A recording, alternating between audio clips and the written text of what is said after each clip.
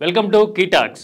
AP assembly సమావేశాల్లో తొలిసారి కూటమి ప్రభుత్వం ప్రవేశపెట్టబోయే పూర్తి స్థాయి బడ్జెట్ కన్నా కూడా బడ్జెట్ సమావేశాలకి జగన్ హాజరవుతారా లేదా అనేది ఎక్కువ బజ్ క్రియేట్ చేసిన ప్రశ్న అయిపోయింది. జగన్ అసెంబ్లీకి వచ్చి 5 నిమిషాలు కనిపించి వెళ్ళిపోవడం వెనుక ఆంతర్యం ఏంటి? చంద్రబాబు అండ్ కో వ్యూహానికి జగన్ విరుగుడు కనిపెట్టాడా? అసలు ఏం జరిగింది? డీటెయిల్ గా చూద్దాం. Welcome to key talks.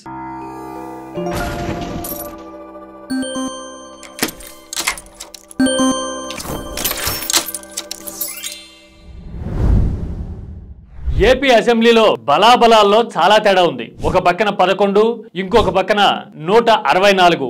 ఈ ఇంబ్యాలెన్స్ ని, ఈ బలాన్ని ప్రజా సంక్షేమం కోసమో ఇచ్చిన హామీలు నిలబెట్టుకోవడానికో ఉపయోగించడం కన్నా 11 మందిని హ్యూమిలియేట్ చేయడం మీద దృష్టి సారించినట్టుగా 10 నెలల రాజకీయాన్ని చూస్తే అర్థమవుతుంది.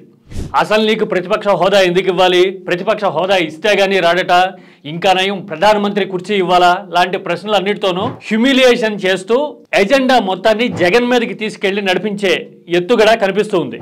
అసెంబ్లీ బడ్జెట్ సమావేశాలు మొదలవుతున్నప్పుడు కూడా ఇదే ఎత్తుగడ మరోసారి తెర మీదకి వచ్చింది. జగన్ సమావేశాలకి రాకపోతే వరుసగా 60 రోజులు కనుక గైర్హాజరైతే డిస్క్వాలిఫై చేస్తాము అంటూ ప్రకటనలు చేయడం కూడా చూసాం.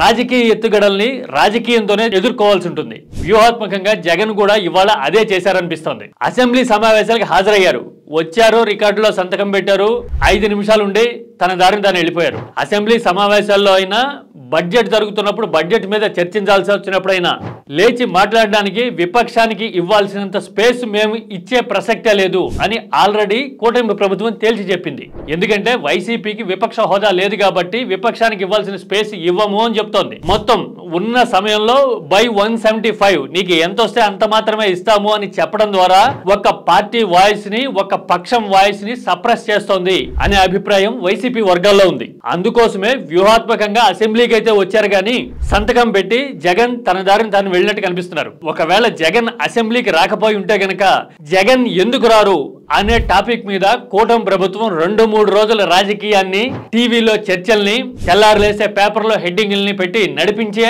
అవకాశం దక్కేది. ఇప్పుడు అలా చేయకుండా జగన్ వ్యూహాత్మకంగా కూటమి చేతిలోంచి ఒక ఆయుధాన్ని లాగేశారు అని అనుకోవచ్చు. ఎందుకంటే ఇప్పుడు ఏపీలో చర్చించాల్సిన విషయాలు చాలా ఉన్నాయి. గ్రూప్ 2 అభ్యర్థుల ఆందోళన, అసలు ఇంత గందరగోళానికి కారకులెవరు, లేదంటే బ్యూరోక్రసీ మాట వినడం లేదు అని ఫైబర్ గ్రిడ్ లాంటి వాటి విషయాల్లో జరుగుతున్న చర్చకి అసలు మూలమేంటి, గత ఎన్నికల్లో ఇచ్చిన 6 గ్యారంటీల అమలు ఎంతవరకు వచ్చింది, ఇచ్చిన హామీల కోసం బడ్జెట్లో నిధులు ఎంత కేటాయిస్తారు, ఇలాంటి వాటన్నిటిపైన ఇప్పుడు ఏపీ చర్చించాల్సి ఉంది. ఇవన్నీ చర్చకి రాకుండా జగన్ అసెంబ్లీకి వస్తాడా రాడా అనే పాయింట్ మీద చర్చ జరపాలి అని కూటమి, మరీ ముఖ్యంగా టీడీపీ నాయకత్వం అనుకుంటే అలాంటి అవకాశం లేకుండా జగన్ వ్యూహాత్మకంగా అడిగేశారు అని అర్థం చేసుకోవాల్సి ఉంటుంది. అటు ఏపీలోనే కాదు, ఇటు తెలంగాణలో కూడా అంతే. కేసీఆర్ చాలా కాలం పాటు అసెంబ్లీ సమావేశాలకు దూరంగా ఉన్నారు. ఉన్న తర్వాత అసలు కేసీఆర్ హాజరు అవుతారా లేదా అనేది కాదు చర్చ. ఎజెండా చాలా ఉన్నది. హామీల అమలు దగ్గర నుంచి ప్రభుత్వం పనితీరు వరకు చాలా అంశాల మీద చర్చ జరగాలి అనే ఉద్దేశంతో కేసీఆర్ వ్యూహాత్మకంగా అసెంబ్లీకి వచ్చి కనపడి వెళ్ళిపోతున్నారు. రాజకీయాల్లో ఒక దశ వరకు, అంటే కొత్తగా ప్రభుత్వాలు ఏర్పడిన తర్వాత సంవత్సరం పాటు, 2 సంవత్సరాల పాటు నువ్వు వస్తావా రావా, నిన్ను డిస్క్వాలిఫై చేస్తాం, నీ నెంబర్ తక్కువ లాంటి ఆర్గ్యుమెంట్ చేయడానికి అవకాశం ఉంటుంది. కానీ ఒక 2 ఏళ్లు పోయిన తర్వాత జనం ప్రభుత్వం మీద ఒక అభిప్రాయానికి వచ్చిన తర్వాత విపక్షంలో కదలిక వస్తే ఇలాంటి రాజకీయ ఎత్తుగడలేవి విపక్షాన్ని ఆపలేవు. అప్పుడు విపక్ష పార్టీకి విపక్ష హోదా ఉందా లేదా అనే దాంతో సంబంధం లేకుండా రాజకీయం మొత్తం టర్న్ అవటం మొదలైపోతుంది.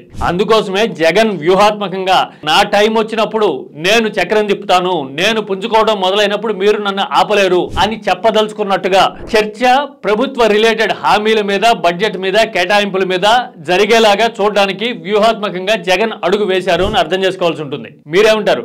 అసెంబ్లీ వేదికగా జగన్ హాజరు మీద రాజకీయ వర్గాల్లో జరుగుతున్న చర్చను మీరు ఎలా చూస్తారు? జగన్ వ్యూహాత్మకంగానే వ్యవహరిస్తున్నారా? మీ అభిప్రాయాన్ని కామెంట్లో చెప్పండి. Don't forget to subscribe key talks.